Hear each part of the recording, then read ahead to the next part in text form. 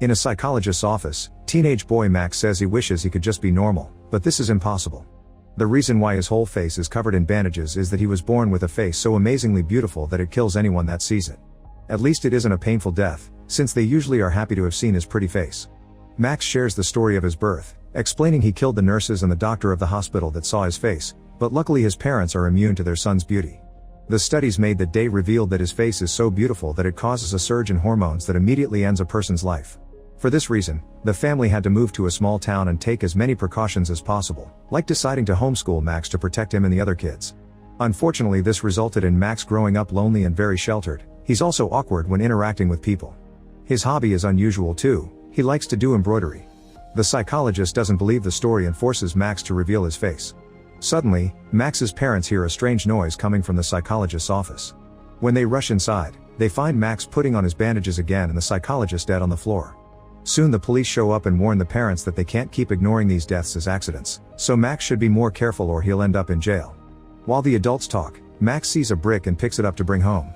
Later at his house, Max's parents tell him they don't like him being at home all day and ask Max's only friend Dan to sign him up on a dating app, which annoys Max. Afterward in his room, Max asks Dan to hit him with the brick so he can stop being deadly beautiful. When Dan gets too distracted by his phone and the notifications from his dating apps, Max throws it to the ground, causing Dan to hit him like he wanted. Max ends up in the hospital with his mother, and in the waiting room, the mom reads in a magazine that they're looking for families to be hosts for exchange students, which could be a chance to bring another teen to the house for Max to have a friend. Max hates the idea and goes looking for another magazine, only to find the rack empty. A girl named Alex has the last magazine and decides to share it with him, prompting the two teens to chat for a while before Max is called by the doctor. Sometime later, Dan decides to try to cheer Max up by getting him a blind date. They meet the girl at the restaurant and Dan does some chatting to break the ice, but as soon as he leaves, things become incredibly awkward. The girl is clearly wary of his appearance, so to appear more friendly, Max gifts her a handkerchief that he embroidered with her name.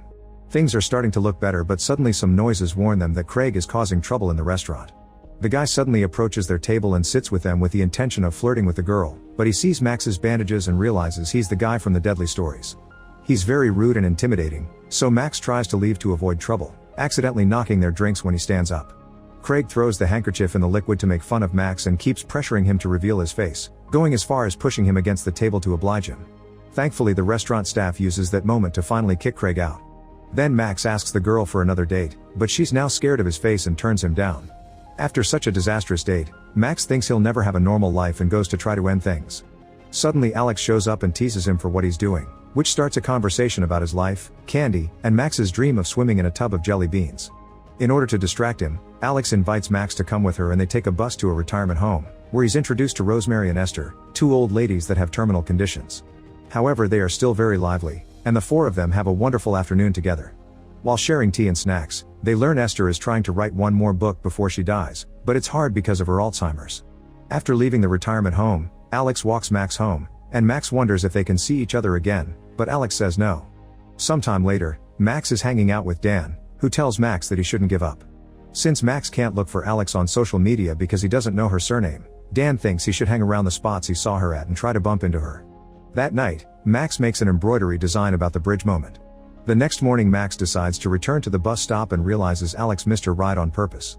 Alex is a bit wary of him at first, but then she agrees to have fun together. They go to the store and buy lots of jelly beans to fill the tub in Max's bathroom, finally fulfilling his dream. Prompted by this, Alex confesses she would love to swim in a river of jello. While enjoying the candy bath, Max finally lets her know about his deadly face, but Alex already suspected he was the guy from the stories. In return, Alex explains she has a rare cardiovascular disease that makes her allergic to endorphins. Excitement causes inflammation, and that causes her heart to grow. Then Alex shows that under her jacket she must always wear a monitor that tracks her heart size, and explains her body rejects emotions. For now, she's on an experimental medication to solve it. Hearing all this makes Max feel he finally has someone that understands his situation. Afterward, they go to watch a movie and get drunk during it, laughing at any single detail. Then they go to Max's home and Alex gets to admire his embroidery, which makes her ask him to make a design of her someday. Suddenly Alex comes too close to him and takes off his sunglasses, which scares Max for a second. Fortunately, his eyes alone can't kill people, and now the two teens are having a sweet moment that could end with a kiss. Unfortunately, at that moment Max's parents arrive and ruin the moment. The teens quickly pull apart, but the parents can tell what's going on and are in shock. Max's mother is so happy that Max finally met a girl that she hugs Alex.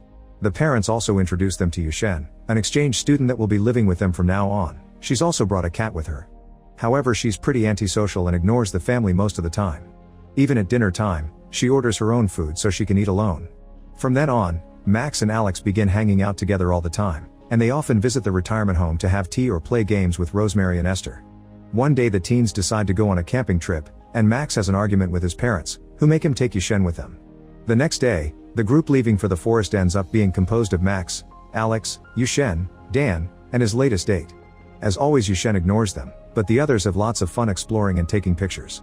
When Alex accidentally hurts her hand with a branch, Max cuts some of his face bandages to wrap up her wound, which makes Alex's heart beat a little faster. Later in the evening, they set up camp, and Dan and his girl hide under a blanket for some privacy while Yushen sleeps.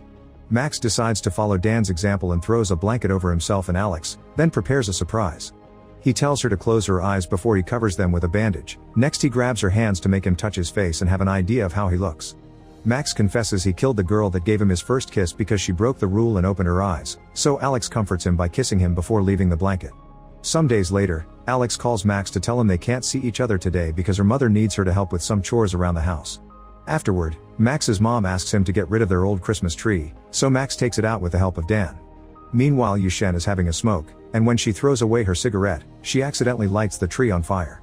Dan and Max rush to try to put it off and Dan accidentally gets his hands burned, so they take him to the hospital. Once Dan has had his hands taken care of, the boys try to leave, only to bump into Alex and her mom. It turns out Alex lied and she's been here all day. The boys try to introduce themselves, but Alex tells her mom that they're just co-workers from the retirement home and they leave without another word. The next day, Max goes shopping with his dad and wonders how he can tell if he's in love. The dad tells him he knows his son likes Alex, but it may not be obvious to her, so he should tell her directly. In the afternoon, Alex and Max hang out again, and Alex explains she had to lie yesterday because her mother doesn't like her having friends, thinking too much excitement may kill her. Her mother only approves of the retirement home because it's a boring place. Afterward they visit the retirement home and are devastated to learn that Rosemary is dying. They visit her in her room and discover she's being kept alive by machines, which disgusts Alex because she thinks people should be allowed to die with dignity. She asks Max to show his face to Rosemary so she can die in peace, and when Max refuses, so Alex leaves alone. Thinking about how Rosemary is suffering, Max changes his mind and returns to the room, where he calls Rosemary's name. As she opens her eyes, he starts removing his bandages, and Rosemary realizes what's happening so she never stops him, dying with a soft smile on her face. After this incident, Alex stops answering Max's messages, and he doesn't know what to do. His parents try to offer some advice, but this only ends in an argument and Max leaves to hang out with Dan. His friend has big news: there will be a party at the local school, and Dan thinks Max should go even if he's homeschooled. Max is too nervous to do anything, so Dan takes his phone and sends Alex a message to invite her to the dance. Since he doesn't get an answer, Max goes to Alex's home to ask why she's ignoring him. Alex confesses that the experimental medicine isn't working, and her heart keeps growing larger and larger. They argue over the fact she's been pushing him away, but Max stays supportive, and Alex finally accepts to go to the dance with him. On the day of the party, Alex shows up with 2 funny costumes she got from the adult store. She'll be going as a maid, and for Max she got a dog mask and a horn so he can be a horn dog. When they arrive at the school, they have lots of fun dancing and flirting together. At first the music is fast and catchy, but then it changes into a slow romantic tune that brings them closer. This intense moment makes Alex's heart start beating dangerously fast and it makes her nose bleed, so she rushes out to take care of it. While Max waits, he hangs out with Dan and his date, but the moment is interrupted when Craig comes over to bother them. He's jealous that Dan is dating his ex and wants revenge for what happened at the restaurant, so while his friends grab Dan, Craig grabs Max and takes off his mask, which immediately kills Dan's date. People start panicking while the police arrive to arrest Max, putting a bag over his head. On his way out, he notices Alex is being taken away by an ambulance. That night Max is kept in a cell. The next morning Max is freed and he goes to the hospital where Alex's mom hugs him to share the pain. Then Max visits Alex and learns that she had lied the entire time. She had been minimizing her illness. It turns out she actually has a terminal condition and she has known since she was a child that she would die around this age. Alex only has a few days left and hates being connected to a machine at the hospital, so she asks Max to reveal his face for her. Max refuses because he doesn't want to see her die and snaps at her, explaining he's watched people die all his life and it's taken a toll on him. Then he leaves, refusing to hear her any longer. When Max gets home, he feels so upset that he uses the brick to get plastic surgery, but his parents immediately come to stop him. They hold him while he has a breakdown, but when the bandages slip down, he accidentally kills Yushen's cat. In the following days, Max ignores all of Alex's messages. Sometime later, Max joins Dan to pay their respects for the dead girl. Dan is grieving, yet he still takes a moment to scold Max for ignoring Alex, making him see that he'll miss the chance to say goodbye. The next day Max visits Alex at the hospital and covers the wall with his embroidery as a way to apologize. He also shows her he made a design of her. Alex's condition is getting worse, so Max lies down next to Alex and removes his bandages. Then they close their eyes as they share a kiss, expecting the worst to happen. When Max opens his eyes, he's shocked to see Alex is still alive. However, she's so incredibly happy about finally seeing the real Max that her heart can't take it and she still dies. At least she has a smile on her face as she remembers all the time she spent with Max. Later, Max attends Alex's funeral, feeling completely devastated by the loss of the only girl that ever cared for him. Afterward he goes to the bridge, bringing an envelope with Alex's name on it. Inside the envelope he puts Jello powder, then he throws it into the river so Alex's dream can come true. After Alex's death, Max returns to therapy and begins honoring the things Alex has taught him. He continues to visit the retirement home to keep Esther company, and the police free him and Craig of all charges because the death of the girl was seen as a natural cause. This case becomes famous though, and Max begins getting lots of letters from dying people asking for his help. Max begins understanding that death sometimes is necessary, and he begins visiting the people that write him in order to help them reach peace with a painless death. Max also discovers that Alex didn't die because true love gave her immunity, which is also the reason why his parents never died either. Since Dan is Max's one true friend, Max can start hanging out with him without wearing the bandages.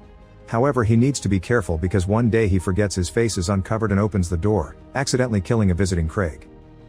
Make sure to subscribe and turn on notifications so you can watch more videos like this. Thanks for watching.